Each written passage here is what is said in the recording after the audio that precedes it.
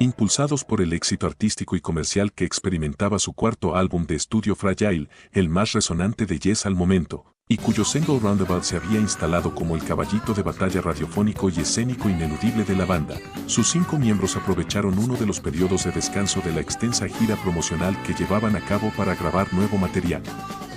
Fue así como los 2 primeros días de febrero de 1972 se juntaban en Advent Studios de Londres para esbozar los primeros acordes, aunque no sería hasta el mes de mayo, concluido el merecido descanso de su larga gira de 6 meses, que retomarían el trabajo, esta vez en la escuela de danza Una Billings, en Shepherd's Bush. Allí se enfocaron en desarrollar las ideas, y algunas de las sesiones que realizaban terminaban siendo tan complejas que se vieron en la necesidad de grabarlas para tenerlas como referencia en las jornadas siguientes. Durante este proceso creativo, influyeron muchísimo las lecturas de El Señor de los Anillos que Anderson había realizado en su habitación de hotel durante la gira, mientras se deleitaba escuchando las sinfonías del finlandés Jan Sibelius, uno de sus compositores favoritos y cuya música envasada en cassette lo acompañaba en todo momento, incluso mientras se trasladaba de un lugar a otro. A tal punto llegó su fascinación por la número 6 y particularmente la número 7 en Do mayor, que compartió sus ideas con Howe, e incluso ambos aprovecharon un periodo de descanso para juntarse en la casa de este último en Hampstead e iniciaron el proceso de escritura de la que se convertiría en el tema que daría título al álbum, inspirado en el fragmento Close to the Edge, Round by the River, que el guitarrista aportó inspirado durante sus días en el barrio de Battersea, junto al río Támesis. El tema elegido por Anderson para completar el concepto en ciernes y desarrollar la letra en modo metafórico, finalmente lo obtuvo del proceso de autodescubrimiento espiritual que relata la novela alegórica Siddhartha, publicada en 1922 por el escritor alemán Hermann Hesse. Del mismo modo, resultaron muy enriquecedoras para la banda las vivencias que obtuvieron de muchas otras con las que compartieron cartel durante ese último periplo, particularmente cuando actuaron como teloneros de The Kinks, y más impactados aún cuando el 28 de noviembre de 1971, a propósito de su presentación en el Preacher Jam de la Universidad Estatal de New York, en Stony Brook, se le sumó la Mahavishnu Orchestra, que acababa de editar su álbum debut The Inner Mountain Flame. Otra de las influencias de Anderson fue el entonces recién publicado Sonic Seasonings, de Wandy Carlos, un álbum doble compuesto por 4 suites repletas de evocadores sonidos creados con Moog, lo que lo llevaría a tratar de incorporar algo similar. Aunque todavía no contaban con ninguna pista completa, confiados de que ya disponían de suficiente material, en junio decidieron retornar a Advent Studios para completar el trabajo junto al acostumbrado ingeniero Ari Offern, que venía colaborando con ellos desde su segunda placa Time and a World, quien esta vez además compartiría el rol de productor junto a la banda. Consciente de lo bien que sonaba Yes en escena, ya que había mezclado su sonido en vivo durante la gira, Offord intentó capturar esa misma calidad auditiva en estudio, para lo cual mandó a construir un escenario en su interior. A la batería de Bruford la dotó de una plataforma de madera y a Howe le armó una cabina del mismo material con la intención de realzar y principalmente simular la sensación sonora que los caracterizaba ante el auditorio. Tampoco estuvieron exentos de problemas y tensiones durante las semanas que demandó la grabación, tal como lo describió como testigo de esas sesiones el crítico de Melody Maker y biógrafo de la banda, Chris Welch. Al decir de este último, la atmósfera estresante que se respiraba entre ellos, su falta de cohesión y sus constantes desacuerdos provocaban arrebatos de anarquía por parte de Bruford, Wakeman y hasta de Howe. Y en un intento por definir sus roles, agregó que los únicos que se mostraban convencidos de la dirección que tomaría el álbum eran Anderson y Howe, los mayores en edad del grupo, y que Squire y Offord se encargaban de agregar fragmentos y lo que pudieran aportar de su parte para darle forma a su idea. Incluso observó que Wakeman y Bruford, los más jóvenes, permanecían como observadores inocentes de ese proceso. Pero aún así, las crecientes desavenencias influyeron de manera muy negativa durante el trabajo que llevaban a cabo, ya que cada tramo de un tema se ejecutaba, a continuación se discutía de manera pormenorizada, y luego se sometía a deliberación, obligando a cada miembro a que hiciera campaña por los aspectos que defendía, lo cual imprimía un desgaste adicional a la tarea. En nada ayudaba tampoco la mala relación que Bruford había establecido con Squire, ya que era común que este último retrasara su llegada al estudio y cayera a la tarde, una vez que se despegaba de la cama, Cuando todos sus compañeros ya se encontraban trabajando desde las 10 de la mañana y cuando lo hacía, se dedicaba con absoluta tranquilidad a realizar ajustes, y luego pretendía que el baterista modificara su instrumento para adaptarlo a las necesidades de su bajo. La tendencia de Squire en excederse y rehacer los trabajos, aunque contaran con la aprobación de sus compañeros, generaba un clima de frustración y tensión. Wakeman confesó años después que la impuntualidad y el manejo de los tiempos de Squire fue un mal hábito que mantuvo hasta el día de su muerte y que durante esas sesiones en particular, recién podían ejecutar algo en grupo a media tarde, cuando el bajista consideraba que había terminado de hacer sus arreglos.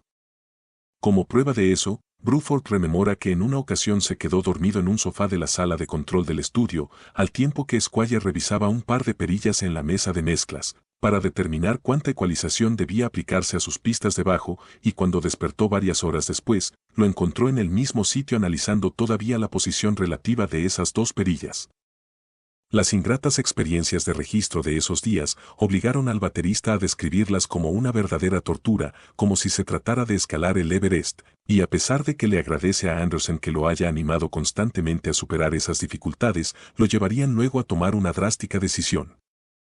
Posiblemente y ante tantas desavenencias, en más de una oportunidad habrán pensado que hubiera sido mucho más fácil optar por repetir la fórmula ganadora de su anterior trabajo, en lugar de tratar de expandir sus horizontes y no contentarse con lo que habían logrado. Más aún cuando la discográfica no los había presionado para que lo hicieran, y hasta le había extendido al debutante Wakeman un contrato para que desarrollara con ellos 5 placas en solitario. Los incidentes involuntarios, aunque en mucha menor medida, también hicieron lo suyo, como cuando el personal de limpieza desechó a la basura una toma específica que habían decidido incorporar, y los obligó a revolver los contenedores fuera del edificio para terminar recuperándola por fortuna, o como cuando Opford se quedó dormido sobre la mesa de mezclas por agotamiento, y dejó la música de la grabadora reproduciendo a un volumen insoportable. A tal punto llegaba la tensión, el esfuerzo y el sentido de responsabilidad que Anderson estaba dedicando para llegar a los resultados que se había fijado, que a mitad de la tarea, y de regreso en su casa luego de una agotadora jornada, rompió en llanto, porque comprendió que había llegado el momento en que podía considerarse oficialmente músico, cosa que dejó plasmado en la sección de ocupación de su pasaporte, que hasta ese momento figuraba incompleta. No obstante todo lo dicho, Wakeman confiesa que estaba de acuerdo en la forma que escribían y grababan, pero odiaba la forma en que mezclaban, lo que dificultaba la tarea de Opford, ya que cada uno prestaba atención a su parte pero sin el foco puesto en el resultado final. Más aún porque comparaba la experiencia que había vivido con David Bowie, quien nunca participaba de ese proceso y confiaba plenamente en el trabajo de los ingenieros. Y agrega que quizá porque en el fondo nunca confiaron plenamente en obtener de Opford lo que realmente querían, a pesar que muchos lo consideraban el sexto miembro de Yes. Finalmente, la alegría de haber concluido la grabación del álbum se vio empañada el 19 de julio de 1972, fecha en que se dio a conocer la noticia del alejamiento de Bruford de la banda para sumarse a King Crimson. No era nada nuevo, ya que su experiencia no había sido buena y había dado claras señales de que necesitaba cambiar de aire. El propio Bruford recuerda que no hubo una reunión de la banda en la que se comunicara formalmente su alejamiento, aunque sí, las largas conversaciones que mantuvieron en su piso de Hardcore Terrace, en Fulham, donde le expresaron su apoyo para que se quedara, aunque Anderson entendía que debía obedecer a lo que le indicaba su instinto y actuar en consecuencia. También cree que durante mucho tiempo, Squire pensó que Robert Fripp lo había influenciado para que adoptara esa decisión. Incluso se llegó a considerar ofrecerle que participara de la gira promocional del disco durante el resto del año, pero Howe se opuso, porque consideraba que carecía del compromiso necesario para afrontar esa etapa. Aunque posteriormente llegó a lamentar su negativa, ya que habría disfrutado interpretando ese álbum en vivo con Bruford. Su reemplazo natural fue un amigo de la banda y una presencia habitual en Advation Studios mientras trabajaban en el álbum.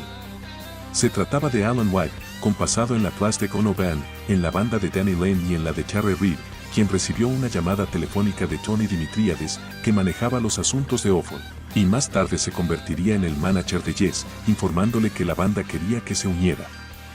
Luego de una reunión que el candidato elegido mantuvo con Anderson y Squire en el departamento de Opford, accedió a sumarse, pese a que también era buscado por Jethro Tull y América, y pasó los siguientes 3 días previos al comienzo de la gira aprendiendo el repertorio y ensayando con su flamante banda.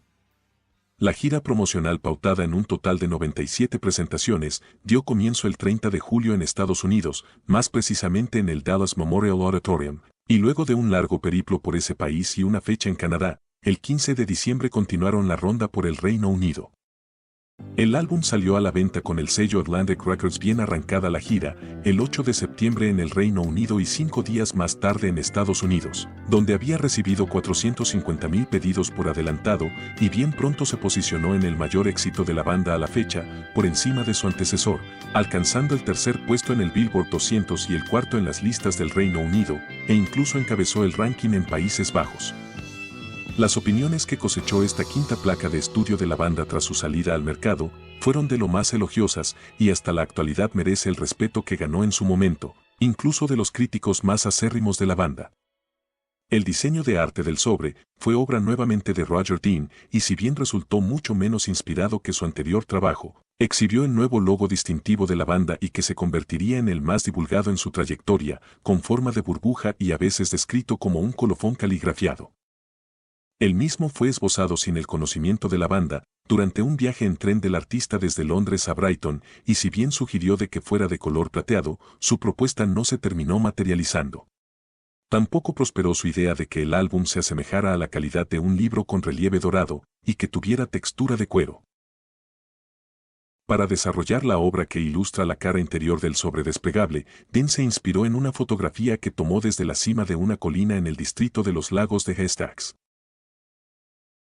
La contratapa donde figuran los créditos escritos a mano por Dean incluye imágenes del grupo Eoford, proporcionadas por el mismo Dean y Martin Adelman, quien había tocado con Squire a fines de la década del 60, como miembro de The Zen.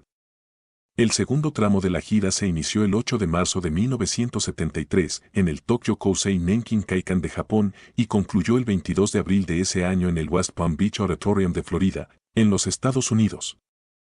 Grabaciones de la gira, tanto en formato fílmico como en audio, se publicaron en el primer álbum en vivo de la banda con el título Ya Songs, una edición triple editada por Atlantic en mayo de 1973, la cual compila temas capturados en diversas presentaciones acontecidas entre febrero y diciembre de 1972, en locaciones de Estados Unidos y Londres. Alcanzó el séptimo puesto en la lista de álbumes del Reino Unido y el 12º en el Billboard 200, y obtendría la certificación oro de la Recording Industry Association of America por vender 500,000 copias en los Estados Unidos, y en 1998 la distinción platino al alcanzar el 1,000,000 de copias, convirtiéndose en uno de los discos más vendidos de la banda. Posteriormente, en 1975 se estrenaría la película del concierto homónima, dirigida por Peter Neal, filmada en el Rainbow Theatre de Londres los días 15 y 16 de diciembre de 1972.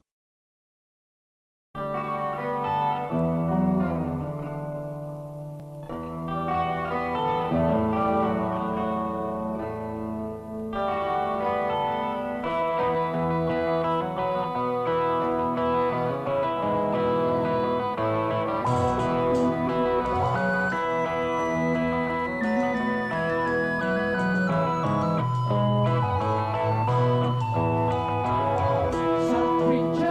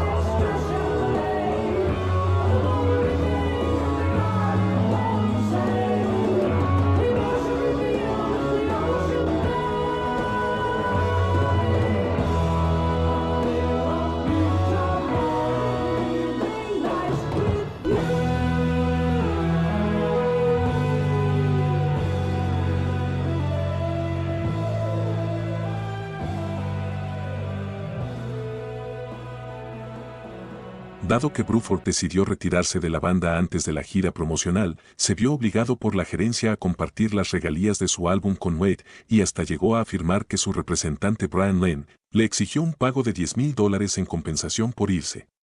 No obstante, Wade aceptó devolver su parte de las regalías años después, a pedido de Bruford. El 30 de octubre de 1972, Close to the Edge fue certificado oro por la Recording Industry Association of America al alcanzar las 500,000 copias vendidas en los Estados Unidos. Y el 20 de noviembre, Ahmet Ertegun en persona, propietario de Atlantic Records, les hizo entrega de esa distinción en un restaurante de la ciudad de New York, oportunidad en la cual su manager anunció el nuevo contrato de 5 años de la banda con el sello. Posteriormente, también resultó distinguido con discos de platino en Canadá el 1 de febrero de 1977, en el Reino Unido el 12 de mayo de 1984, y en Estados Unidos el 10 de abril de 1998, al registrar las 100,000, 300,000 y el millón de ventas respectivamente. La pieza central que da título al álbum, de casi 19 minutos de duración y que ocupa toda la primer cara del disco, se constituyó en la más extensa que habían desarrollado a la fecha.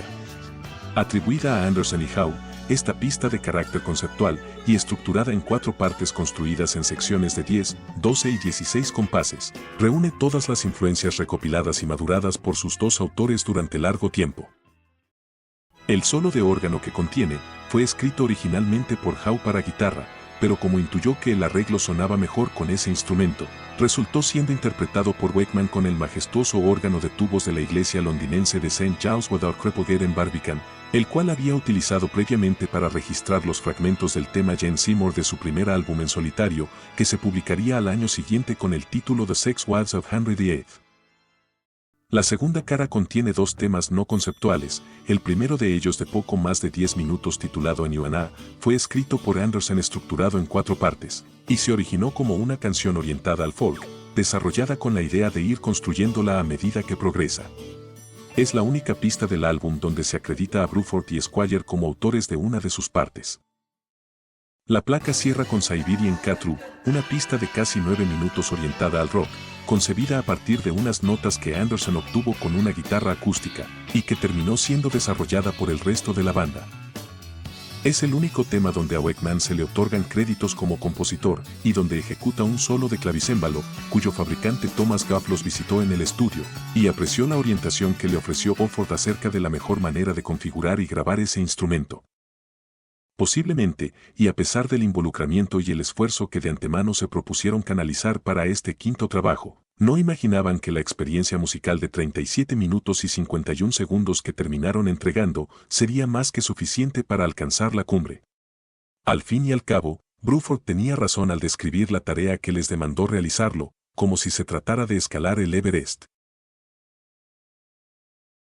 La vara que habían establecido con este trabajo quedó muy alta, tanto que nunca fueron capaces de superarla en su dilatada historia, y no solo marcó un hito en la carrera de la banda, sino que los terminó proyectando a los más altos sitiales del género, estableciendo una marca tan importante que muy pocas bandas pudieron alcanzar, por no decir ninguna.